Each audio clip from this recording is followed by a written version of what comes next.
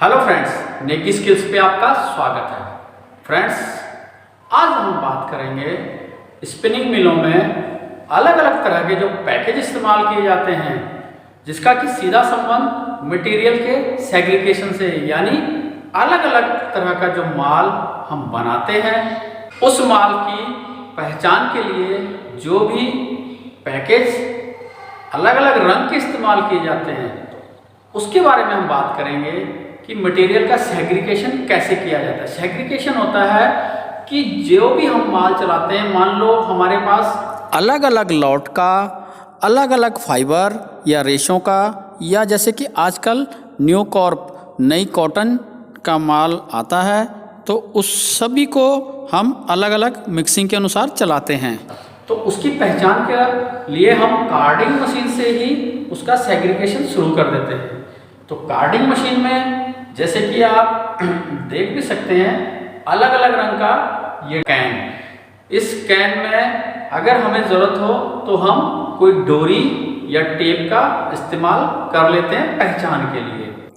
Segregation को और आसानी से समझने के लिए हमें यह देखना होगा कि आजकल हर सार्वजनिक स्थल पर दो तरह के कूड़ेदान का इस्तेमाल किया जाता है, एक हरे रंग का और एक नीले रंग का।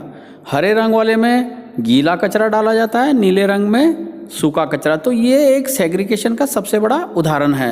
अलग अलग प्रकार के चलने वाले इस माल की पहचान के लिए अगर हमारे पास अलग अलग रंग के ज़्यादा कैन या बॉबिनें मौजूद नहीं है तो हम उन कैन को पहचान के लिए कहीं ना कहीं डोरी का इस्तेमाल करते हैं, कोई अलग रंग की टेप का इस्तेमाल करते हैं, जिससे कि यह निश्चित हो सके यह अलग माल है और यह अलग माल है। तो अलग अलग माल की जो पहचान होती है उसे ही मटेरियल का सेग्रीगेशन कहा जाता है। तो आइए एक प्रोसेस को पूरा देखते हैं।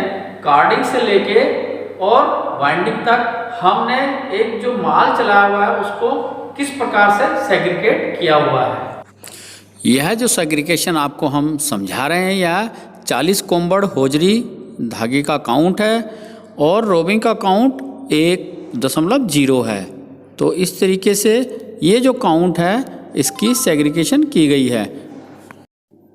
तो मटेरियल जैसे ही ब्लोरूम से कार्डिंग मशीन पे पहुंचता है तो वहीं से सेग्रीगेशन की प्रक्रिया शुरू हो जाती है। तो सबसे पहले जैसे कि एक 3 नंबर लाइन का ये माल आप देख रहे हैं, जिसमें कि पिंक कलर का कैन यूज़ किया गया है कार्डिंग में।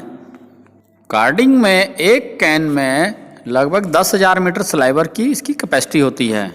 उसके बाद माल LD2 मशीन पे जाता है। LD2 मशीन पे ग्रीन रंग का कैन इस्तेमाल किया जाता है, जिसकी कैपेसिटी 9,000 मीटर की होती है स्लाइवर की।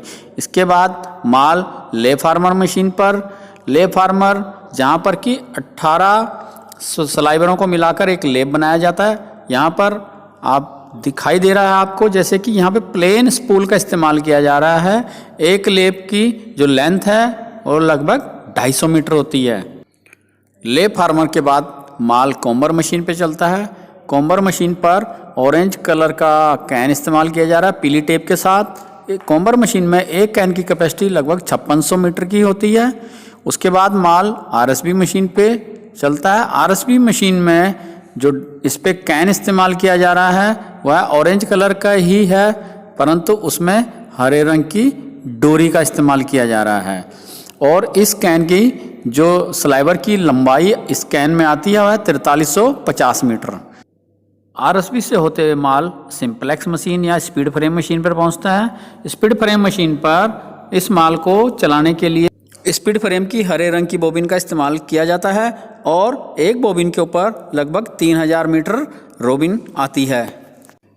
स्पीड फ्रेम से माल रिंग फ्रेम मशीन पर, तो रिंग फ्रेम मशीन पे ये ऊपर हरे रंग की बोबिन जिस पे कि माल सिंप्लेक्स से आता है, और रिंग फ्रेम में इसी माल को चलाने के लिए ग्रे बोबिन का इस्तेमाल हो रहा है।